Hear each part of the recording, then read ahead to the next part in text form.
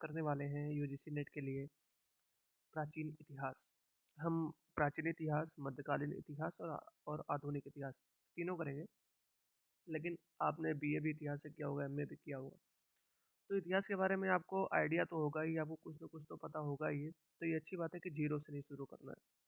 हम यहाँ पे इंपॉर्टेंट कॉन्सेप्ट पढ़ेंगे। ये सीरीज हमारी 1-2 महीने तक चलती रहेगी, फिर हम बीच बीच में इसको रिवाइज करने के लिए क्वेश्चन लगाएंगे। तो जुड़े रहिएगा, ऐसे इस सीरीज का लाभ लेते रहिएगा और ये आपको जरूर हेल्पफुल करेगा आपके एग्जामिनेशन में। तो शुरू करते हैं। आज हम क्या देखने वाले हैं? आज हम देखने वाले हैं कि प्राचीन भारतीय इतिहास के स्रोत क्या हैं और the sources of ancient Indian history. है ना? आपको पता है कि जो इतिहासकार है वो इतिहास कैसे लिखता है। वो इतिहासकार लिखने के लिए उसको क्या चाहिए? मान लो कोई हिस्ट्रियोग्राफर है, उसको हिस्ट्री लिखना है। अब हिस्ट्री लिखने के लिए उसके पास क्या होना चाहिए? एविडेंस होना चाहिए। आखिर वो बताएगा ना, कि अगर वो बोलेगा कि ऐसा ऐसा हुआ, तो उसको बताना पड़ेगा ना कि भाई आपके पास क्या आधार है कि आप जो कह रहे हो कि ऐसा ऐसा हुआ। तो अपने कुछ सबूत लाओ, आधार लाओ, जिससे बताओ कि हाँ, ये अशोक के ही इंस्क्रिप्शन है या फिर ये जो है हड़प्पन साइट ही है, तो किस आधार पे कह रहे हो। तो उसके पास एविडेंस होना क्या है? बहुत जरूरी है अपनी बात को कहने के लिए। अब एविडेंस होते हैं दो टाइप के। एक एविडेंस होता है आर्कियोलॉजिकल, कि मतलब कि जमीन के नीचे छुपे हुए आर्टिफैक्ट, पुरावशेष, है ना?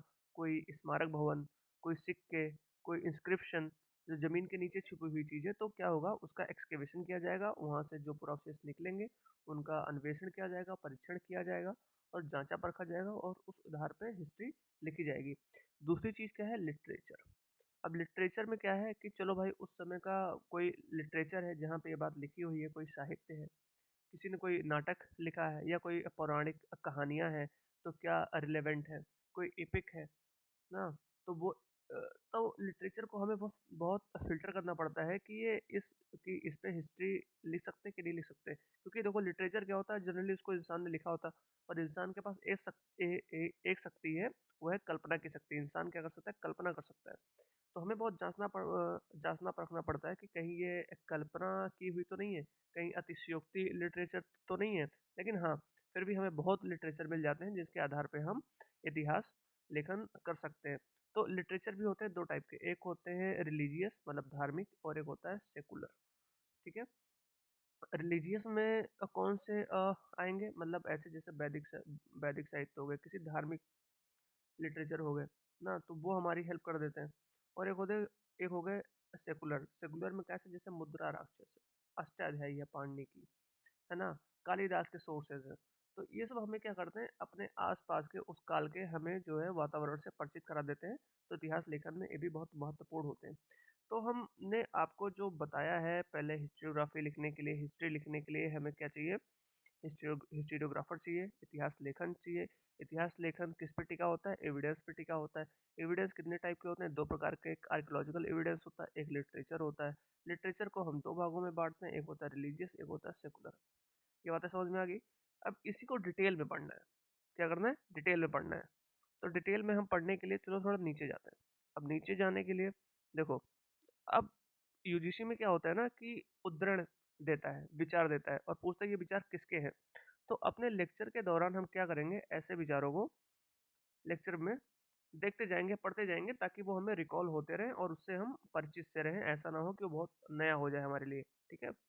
तो एक इतिहासकार है ईएचकार। ईएचकार आपको पता है कि बहुत बड़े इतिहासकार हैं। इनकी डेफिनेशंस बहुत मायने रखती है अगर इन्होंने कोई कथन कहा है। ये क्या बोलते हैं कि इतिहास तब प्रारंभ होता है जब आदमी यह सोचना शुरू करता है कि समय केवल प्राकृतिक प्रक्रिया नहीं है।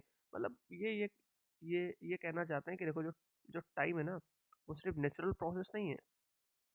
जबकि टाइम में खाली ऋतुओं का आना, समय बीत जाना, ये सभी नहीं शामिल होते हैं।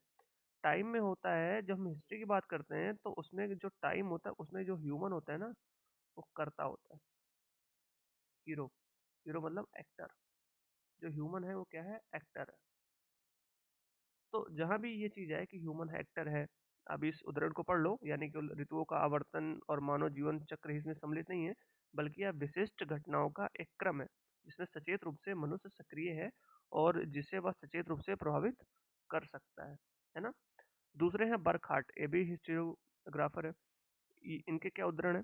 चेतना के कारण प्रकृति से टूटकर अलग होना ही इतिहास है। चलो आगे चलते हैं दोस्तों। आगे क्या कहता है, अब देखो, अब अगर हमें इतिहास पढ़ना है ना, तो हमें उस इलाके की ज्योग्राफी पता होना बहुत जरूरी है।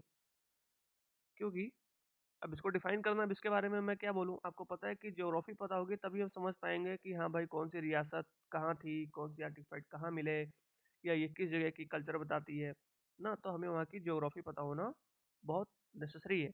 तो अब ज्योग्राफी आपको इंडिया की, हम भारत का इतिहास पढ़ने आए हैं तो हम भारत के भूगोल को तो जानते ही हैं। फिर भी एक बार फॉर्मेलिटी में हम देख ही लेते हैं कि उत्तर का पर्वतीय प्रदेश, जिसमें तराई के दलदली वनों से लेकर हिमालय की चोटी तक शामिल है।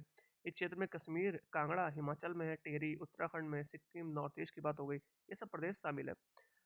गंगा और सिंधु के मैदान, मतलब इंडो गंगेटिक प्लेन, आपको पता है कि मेजर प्रोमिनेंट हिस्ट्री इंडिया की यही इसी इंडो गंगेटिक प्लेन में ही घटित हुई। क्योंकि वो बहुत उपजाऊ है, वहाँ पे जंगल बहुत सारे थे, और ये तो अपनी ही कहानी है, इसमें मैं गहराई में क्या जाऊँ, इस लेक्चर में मतलब इस सीरीज में हम आगे इसमें जाएंगे ही। तो इस क्षेत्र में हड़प्पा सभ्यता और आर्य संस्कृति का विकास हुआ। आर्य संस्कृति, इसी क्षेत्र को आर्यावर्त कहा जाता है, क्योंकि यहाँ पे आर्य संस्कृति मिलती है, इसलिए इसको आर्यावर्त कहा जाता है। दक्षिण का पठार, उत्तर में क्या है, नर्मदा है, जो पश्चिमी घाट की तरफ बहती है। और दक्षिण में क्या है, कृष्णा, यमुना, नदी। इन सब नदियों को आप मैप में देख लो, ताकि आपको आइडिया रहे कि अगर हम जॉर्वे कल्चर की बात कर रहे हैं, मालवा कल्चर की बात कर रहे हैं, है ना, मेगालिथिक कल्चर की बात करें, तो सब कहाँ पे हैं, तो वहाँ सब में नदियों के नाम आते हैं। तो इसलिए ये जानना जरूरी है, मैप आपको होना चाहिए, यूपीएससी ऑप्शनल में भी मैप फिल करने को आता है। सुदूर दक्षिण का मैदान, लंबे एवं संकीर्ण समुद्री क्षेत्र, जिसमें गोदावरी, कृष्णा, कावेरी के उपजाऊ डेल्टा प्रदेश ये सब स्थित है। तो ये आपको पता होना चाहिए। चलो आगे चलते हैं। आगे है प्राकृतिक सीमाओं के कारण भारतीय संस्कृति का एक विचार उत्पन्न हुआ, जिसमें भाषा, क्या कहना चाह रहे हैं, देखो, जो इंडिया का मैप देखोगे तो उत्तर में विशाल हिमालय पर्वत, जो जो इधर है वेस्टर्न प्रोविंसेस में आपको हिंदुकुश का माउंटेन, और तीनों तरफ से क्या है, सॉरी ये तो डब्लू बन गया, तीनों तरफ से क्या है, समुद्र। तो ये अपनी एक प्राकृतिक सीमा बनाते हैं, और इस प्राकृतिक सीमा के कारण क्या आता है, एक भारतीय होने का एक भावना आती है, ठीक है, एक फीलिंग आती है। क्योंकि इस फिजिकल जो ये नेचुरल बाउंड्री है ना, इसके अंतर्गत जितने भी कल्चर है उसको हम क्या बोलते थे, भारतीय कल्चर, इंडियन कल्चर, है ना। तो तो ये भावना कहाँ से आती है, इन प्राकृतिक सीमाओं के कारण आती है ना। साहित्य, सामाजिक तथा धार्मिक आदर्शों ने आगे बढ़ाया। महाकाव्य तथा पुराणों में इस देश को भारतवर्ष कहा गया, और यहाँ के निवासियों को क्या कहा गया, भारतीय कहा गया। तो भारतीय कहाँ मेंशन है, विष्णु पुराण में है। तो ये याद रखना कि कहाँ मेंशन है, विष्णु पुराण में। अर्थशास्त्र में कौटिल्य क्या कहता है कि हिमालय से लेकर समुद्र तक हजारों योजन विस्तार वाला चक्रवर्ती राजन का क्षेत्र है। मतलब वो बात करना चाहता है चंद्रगुप्त मौर्य के बारे में। वो सिंपल सी बात इतना कहना चाहता है कि हिमालय से निकलने वाला हर वो एक रास्ता जो समुद्र तक जाता है, वो चक्रवर्ती राजन का क्षेत्र है। ये चीज वेदों में भी मेंशन है कि समुद्र से निकालने वाला हर वो एक रास्ता जो समुद्र तक जाता है, वो भारतवर्ष है। ठीक है, चलो आगे आते हैं। अब देखो, अब जब हमने भारत की ज्योग्राफी समझ ली, तो अब भारत में रहते कौन लोग हैं। तो बीएस गुहा है, इन्होंने क्या करा है, इन्होंने जो आदिम जातियां हैं, भारत में रहने वाली जो जातियां हैं, उनको 6 भागों में बांट दिया है। तो Negrito, proto Australoid, Mongolian, Mediterranean, western brachycephals, Nordic. तो ये तो सब्जेक्ट है एंथ्रोपोलॉजी का, लेकिन एक इतिहास के विद्यार्थी होने के नाते हमें इनका एक आइडिया होना चाहिए कि जैसे निग्रेटो हैं, ये कहाँ पाए जाते हैं, अंडमान निकोबार में पाए जाते हैं। तो ऐसे हमें एक आइडिया होना चाहिए कि ये कहाँ पाए जाते हैं, ये कहाँ पाए जाते हैं। मंगोलियन, तो ये नॉर्थ ईस्ट साइड में पाए जाते हैं। तो एक आइडिया इसका होना चाहिए, इसके बारे में भी हम डिटेल से पढ़ेंगे। चलो, तो एक तो हो गया रेस के हिसाब से, बढ़िया। अब लिंग्विस्टिक के आधार पे इनको 4 भागों में बांटा गया है कि भारत में रहने वाले लोग भाषा कौन सी बोलते हैं। तो ऑस्ट्रिक बोलते हैं, इंडो यूरोपियन बोलते हैं, जिसमें हिंदी। ऑस्ट्रिक का मतलब हो गया कि, शायद मुझे अभी आइडिया नहीं है, मैं इसके बारे में पढ़ूंगा। और तिब्बती चाइनीज हो गया, जो नॉर्थ ईस्ट के लोग बोलते हैं। और द्रविडियन आपको पता है कि साउथ बोलते हैं। ऑस्ट्रिक शायद बोलते हैं जो संथाल वगैरह है ना, तो वो सब ऑस्ट्रिक भाषा बोलते हैं। और फिर हो गया द्रविड़ का मतलब है जो साउथ इंडियंस बोलते हैं। तो भाषा के आधार पे रेस के हिसाब से 6, और लिंग्विस्टिक के हिसाब से 4 भागों में बांटा गया है। ठीक है, चलो। अब ऐतिहासिक स्रोत, अब ऐतिहासिक स्रोत के बारे में हमने आइडिया ले ही लिया था, उसी चीज़ को थोड़ा डिटेल में पढ़ना है। और सबसे पहले हम आर्कियोलॉजी से ही शुरू करेंगे। तो ऐतिहासिक स्रोत क्या है, तो प्राचीन भारतीय इतिहास को 3 भागों में विभाजित किया गया है। अब जो जो हिस्ट्री डिवाइड है वो तो है ही, कि एंशियंट, मिडिल और मॉडर्न। लेकिन जो प्राचीन इतिहास है ना, उसको भी हम 3 भागों में बांटते हैं। एक तो है प्री हिस्ट्री, दूसरी है प्रोटो हिस्ट्री और तीसरी है हिस्ट्री। ठीक है। अब प्री हिस्ट्री किसको कहते हैं? मतलब प्रागैतिहासिक काल वो है कि जब इंसान तो था लेकिन वो लिखना नहीं जानता था, और जो वो लिखना नहीं जानेगा तो हमें उसका कोई लिटरेचर मिलेगा नहीं मिलेगा। तो वहाँ पे हमें क्या मिलेगा?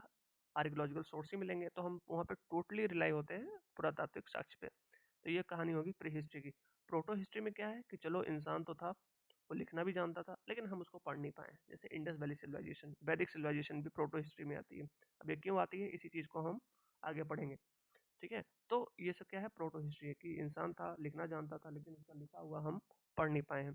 चलो, और फिर हम आगे आते हैं जब हिस्टोरिकल पीरियड में। तो हिस्टोरिकल पीरियड है कि मानव विकास के उस काल को इतिहास कहा जाता है जिसके लिए पुरातात्विक और लिखित साक्ष्य विवरण है, और हम उसको आइडेंटिफाई या कोडिफाइड या इनक्रिप्टेड, मतलब उसको हमने पढ़ लिया है। ठीक है।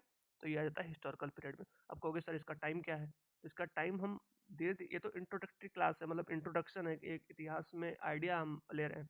अब इन सब टॉपिक्स के ऊपर हमें डिटेल में पढ़ना है कि आखिर प्रोटो हिस्ट्री में, प्री हिस्ट्री में, हिस्ट्री में हमें इस सब के बारे में हमें एक मतलब इतना आइडिया लेना ही होगा कि हमारा यूजीसी क्लियर हो। चलो आगे, अब हम आते हैं पुरातात्विक स्रोत पे। अब पुरातात्विक स्रोत के बारे में प्राचीन इतिहास की जानकारी मिलती है। इसके अंतर्गत अभिलेख, स्मारक, भवन, सिक्के, चित्रकला, ये सब। अब यहाँ पे ये कहना चाह रहा है कि देखो भाई, आर्कियोलॉजिकल आपने तो बता दिया कि चलो हमें इतिहास लिखने के लिए हमें दो चीज़ों पे डिपेंड रहना है। और पहली चीज़ हो गई आर्कियोलॉजिकल सोर्स पे और दूसरी हो गई लिटरेचर पे। तो लिटरेचर की बात तो चलो भैया हम बाद में कर लेंगे। पहले हमें सर ये बताइए कि पुरातात्विक स्रोत क्या है? तो पुरातात्विक स्रोत वो चीज़ है जिससे हमें प्राचीन इतिहास की जानकारी मिलती है, जो हमें ज़मीन से हमें कुछ पुरावशेष मिलते हैं, कुछ अभिलेख मिल जाते हैं, कुछ स्मारक भवन मिलते हैं, कोई सिक्के मिल गए, कोई मूर्तियाँ मिल गई। आपको पता है कि दुनिया में सबसे ज़्यादा मूर्तियाँ किनकी हैं? बुद्ध भगवान की हैं। कोई मूर्तियाँ मिल गई, कोई चित्रकला मिली, कोई सील्स मिल गए, मोहर मिल गए। वो तो मोहर वो किस धातु के बने हैं, उस पे कौन सी लिपि है, इन सब से हम पता लगाते हैं कि ये उस उस समय का कल्चर क्या रहा होगा। पुरातत्ववेत्ता केवल वस्तुओं को ही नहीं खोदता, अपितु वह मनुष्यों को भी खोदता है। वह तथ्यों का अन्वेषक होता है। ये बात कौन कहता है? मोर्टिमर व्हीलर कहते हैं। ये उद्धरण। भौतिक अवशेषों के माध्यम से मानव क्रियाकलापों का ज्ञान ही पुरातत्व क्या है? कौन कहता है? गार्डन चाइल्ड कहते हैं। और बीबी लाल, को पता है कि ये एएसआई के डायरेक्टर जनरल भी रहे, और पुरातत्व में इनका बहुत बड़ा नाम है भारत में। तो पुरातत्व विज्ञान की वह शाखा है जहाँ जो अतीत की मानव संस्कृतियों को व्याख्यायित करती है। तो कौन कहता है? बीबी लाल कहते हैं। चलो आगे आ जाओ। अब अन्वेषक, अब खोज क्या है? अब हमें हम अब अपने मन से वो हटा दो कि लिटरेचर और पूरी हिस्ट्री। हमें अब यहाँ पे सिर्फ आर्कियोलॉजी के बारे में थोड़ा आइडिया लेना है। ठीक है, क्योंकि आर्कियोलॉजी से क्वेश्चन आते हैं, तो आप इतिहास के विद्यार्थी होने के नाते आपको आर्कियोलॉजी जानना बहुत नेसेसरी है, बहुत जरूरी है। तो पुरातत्व स्थलों की खोज की जाती है। चलो भाई, हमने हमने ये कह दिया। अब सर, दुनिया में भारत इतना बड़ा है, हम कि ये कैसे जानेंगे कि कहाँ कहाँ खुदाई करें, कहाँ खुदाई ना करें ना, कहाँ पे हमें कोई संस्कृति मिलेगी, कोई कल्चर मिलेगा, कोई आर्टिफैक्ट मिलेगा, कहाँ पे नहीं मिलेगा। तो हाँ, ये चैलेंजिंग काम तो है, लेकिन इसकी शुरुआत कहाँ से होती है कि पहले हम अनुमान लगाते हैं कि यहाँ पे कोई कल्चर होगा, यहाँ पे कोई संस्कृति होगी। फिर वहाँ पे हम ऊपरी सतह की थोड़ी सी खुदाई कर लेते हैं, और जब ऊपरी सतह की हम थोड़ी सी खुदाई कर लिए तो हमें एक ऐसी चीज़ अगर मिल जाती है जो वर्तमान में प्रयुक्त नहीं होती, जिसका इन प्रेजेंट में कोई यूज़ नहीं है, तो उस स्थल की पहचान हम क्या कर लेते हैं कि ये एक पुरातात्विक स्थल है। तो हम कहते थे भाई देखो, यहाँ पे जो चीज़ें मिली हैं वो चीज़ें अभी यूज़ नहीं होती हैं। आज के 100, 200, 400 साल पहले, 1000 साल पहले ये चीज़ें यूज होती होंगी। तो चलो यहाँ पे हम इसको मार्क कर देते हैं, इसको हम पुरातात्विक स्थल के रूप में चिन्हित कर देते हैं। और यहाँ पे हम अगर गहरी खुदाई करेंगे तो जरूर हमें कोई ना कोई कल्चर मिल सकता है, कोई ना कोई एविडेंस मिल सकता है। इसके पश्चात क्या होता है कि पुरातात्विक स्थल की गहरी खुदाई करके प्राचीन संस्कृतियों को उद्घाटित किया जाता है। उसके बाद उस जगह पे हम गहरी खुदाई करते हैं और फिर वहाँ से हम कोई नए कल्चर, नई संस्कृति या नए सबूत जुटा लेते हैं। अब हमने ये तो पता कर लिया कि आर्कियोलॉजिकल साइट की पहचान की जाती है, सबसे पहला काम है आर्कियोलॉजी में। दूसरा काम है उत्खनन। अब हमने पहचान कर ली, हमें वो खोदना है, एक्सकेवेट करना है। अब पुरातात्विक स्थलों की पहचान कर लेने के बाद वहाँ पे एक्सकेवेट की प्रक्रिया आरंभ की जाती है। चलो आगे। अब उत्खनन होता है दो प्रकार का, एक होता है लंबवत, एक होता है वर्टिकल, क्षैतिज। अब लंबवत क्षैतिज का क्या मतलब है? मान लो ये जमीन है, ये हमने गहराई के साथ शुरुआत की और ये अपर लेयर है, और यहाँ पे हम रह रहे हैं। अब हमने पहले तो थोड़ी सी खुदाई की थी, अब हमें कोई ऐसी चीज़ मिल गई जो अभी यूज़ नहीं होती है। हमें कहा कि भाई चलो, यहाँ पे तो ऐसी चीज़ मिली जो हमें कहीं यूज़ नहीं होती है। फिर हमने गहरी खुदाई की। अब गहरी खुदाई करने पे हमें कोई ऐसी चीज़ मिली जो और पुरानी है, ठीक है, और फिर हमने और गहरी खुदाई की तो यहाँ पे हमें कोई और एविडेंस मिल गया। अब जो ये हॉरिजॉन्टल खुदाई है ना, यहाँ पे सेम कल्चर की चीज़ मिलेगी, तो इसको हम मार्क कर देते हैं 1, इसको 2, इसको 3। तो जो 3 वाली लेयर होगी यहाँ पे सबसे पुरानी संस्कृति होगी, और जो ए वाला लेयर होगा सबसे नई संस्कृति होगी। तो अगर हमने हॉरिजॉन्टल खुदाई की है तो उसको हम बोल देते हैं हॉरिजॉन्टल क्षैतिज उत्खनन, और अगर हमने वर्टिकल खुदाई की है तो हमें वहाँ पे तो उसको बोलते हैं वर्टिकल, मतलब गहरी खुदाई को वर्टिकल, और लंबवत सीधी खुदाई को क्या बोलते हैं हॉरिजॉन्टल। और लंबवत उत्खनन से किसी पुरातात्विक स्थल को विभिन्न प्राचीन संस्कृतियों के बारे में पता चलता है। जब भी हम वर्टिकल खुदाई करेंगे तो हमें इसमें डिफरेंट डिफरेंट कल्चर के बारे में पता चलेगा, मतलब इस लेयर में कोई और कल्चर होगा, इस लेयर में कोई और कल्चर होगा, कोई इस लेयर में कोई और कल्चर होगा।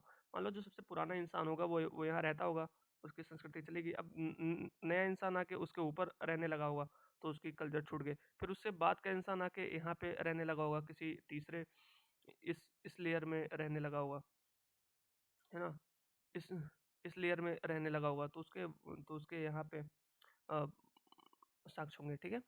तो वही कह रहा है कि सबसे ऊपरी सतह से प्राप्त अवशेष सबसे नवीन संस्कृतियों के बारे में बताते हैं, और सबसे निचली सतह में जो यहाँ पे होगा, सबसे निचली सतह में से प्राप्त अवशेष उस स्थल की सबसे प्राचीन संस्कृति के बारे में बताते हैं।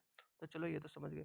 आगे आओ, अब है स्ट्रेटिग्राफी। उसी चीज़ को देखो फिगर में बताया गया है कि क्या है, कि देखो सबसे ऊपर का क्या है एंगेस्ट अपर मोस्ट, सबसे नीचे का है ओल्डेस्ट। सबसे पहले मान लो हमने थोड़ी सी खुदाई यहाँ की थी तो हमें चलो एल्युमिनियम कैन मिल गए, कार के जो है लाइसेंस मिल गए, प्लास्टिक कॉम मिल गया, तो हमें लगा यार ये सब तो चीज़ें अभी यूज होती हैं। तो फिर हमने थोड़ी और गहरी खुदाई की तो वहाँ पे हमें स्ट्रेटम, तो हमने इसका नाम दे दिया स्ट्रेटम ए, मतलब स्ट्रेट है। अब स्ट्रेट बी में क्या हुआ, हमें थोड़ा वहाँ पे ग्लास बॉटल मिल गया, हॉट शूज़ मिल गए, सीऑल मिल गए। हमें लगा यार हॉट शूज़ अब तो यूज़ नहीं होता है ना, अब तो कार यूज होती है, हॉट शूज़ इसके पहले यूज होता होगा। अब तो एल्युमिनियम कैन चलती है, अभी के मतलब कि 300-400 साल, मतलब 300, मतलब कि हाँ 300-400 साल पहले ग्लास की बोतल बहुत यूज होती थी ना। तो हम हमें यहाँ पे प्लास्टिक के कंघी मिले, लेकिन यहाँ पे हमें स्टील ऑल मिल गया, तो हमें लग गया ये थोड़ी पुरानी कल्चर है। फिर हमने थोड़ी और खुदाई की तो हमें बुलेट मिल गया, सेल बॉटम मिल गया ना, तो हमें लगा ये थोड़ी और पुरानी है। सबसे नीचे गए तो देखो हमें पॉटरी मिल गई, मतलब ग्लास की जगह लोग क्या क्या यूज़ करते थे, पॉटरी, मटके, और bone all, basket fragment, stone. तो हमें लग गया भैया सबसे पुराने लोग ये हैं और सबसे नए लोग ये हैं। अब एक जो ये उद्धरण है, अब ये उद्धरण क्या कहता है, लंबवत उत्खनन रेलगाड़ी के बिना समय सारणी है, जबकि क्षैतिज उत्खनन सारणी के बिना क्या है, रेलगाड़ी है। ये बात कौन करता है, मॉर्टिमर व्हीलर ये बात करते हैं, ठीक है। अब देखो, अब यहाँ पे आ जाओ कि अभिलेख क्या होता है। हमने तो समझ लिया कि पुरातात्विक स्थल की पहचान कैसे की जाती है, फिर उसमें खुदाई कैसे की जाती है। खुदाई भी दो प्रकार की होती है, एक हॉरिजॉन्टल होती है, एक वर्टिकल होती है। हॉरिजॉन्टल से क्या होता है, हमें एक ही संस्कृति के बारे में पता चलता है। वर्टिकल से क्या होता है, हमें डिफरेंट डिफरेंट कल्चर के बारे में, संस्कृति के बारे में पता चलता है। चलो, तो ये तो समझ गए। अब अभिलेख पे आते हैं कि भाई अभिलेख क्या चीज़ होती है। तो अभिलेख क्या होता है कि प्राचीन भारत के अधिकांश अभिलेख शिलाओं, स्तंभों, ताम्रपत्र दीवारों और प्रतिमाओं पर उत्कीर्ण है। यह कहता है कि देखो जो प्राचीन भारत के अधिकांश अभिलेख है ना, वो शिला पे, जैसे अशोकन इंस्क्रिप्शन है, कहाँ पे है, शिलाओं पे है। बहुत सारे इंस्क्रिप्शन ऐसे हैं कि जो शिलाओं पे लिखे गए हैं। ताम्रपत्र हो गए, कि ताम्रपत्र, या फिर दीवारों पे लिख देते हैं, या फिर कोई मूर्ति बनाते हैं वहाँ पे लिख देते हैं, तो ये सब क्या है, अभिलेख, इंस्क्रिप्शन है। सबसे प्राचीन जो इंस्क्रिप्शन है ना, वो कहाँ मिलता है, हमें तुर्की है, अब तो उसका नाम है, पहले नाम टर्की था, तो वहाँ पे मिलता है। उसका नाम क्या है, बोगाज कोई। अब बोगाज कोई लगभग इंस्क्रिप्शन ये 1400 BC का है भाई। और 1400 BC आपको पता है कि सबसे पुराना इंस्क्रिप्शन यही है। और मजे की बात यह है कि इस इंस्क्रिप्शन पे हमारे जो वैदिक देवता है ना, इनके नाम मिलते हैं। जैसे इंद्र का नाम आपको पता है कि 250 बार आता है ऋग्वेद में। मित्र हो गए, वरुण हो गए, नाशत्य हो गए। तो ये सब क्या है, हमारे ऋग वैदिक देवताओं के नाम इस बोगास इंस्क्रिप्शन से मिलते हैं।